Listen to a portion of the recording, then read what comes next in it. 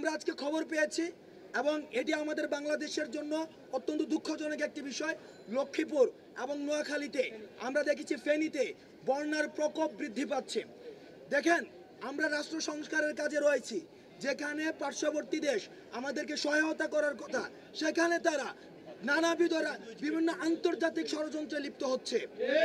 আমরা পার্শ্ববর্তী দেশের প্রতি আহ্বান জানাবো, আপনারা যে আজকে ব্যারিকেডটি খুলে দিয়ে বাংলাদেশে পানি প্রবেশ করতে দিলেন, অন্যদিকে আমরা দেখেছি তিস্তাতে পানির সংকটে সেখানে চাষাবাদ করা যায় না।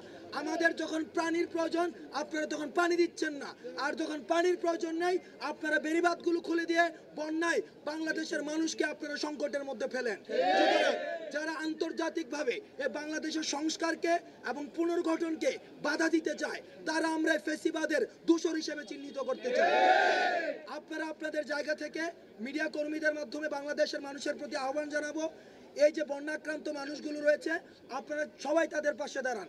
কারণ একটি রাষ্ট্র পুনর্গঠনের জন্য শুধুমাত্র অন্তর্বর্তীকালীন সব সিদ্ধান্তই একার পক্ষে সম্ভব নয়।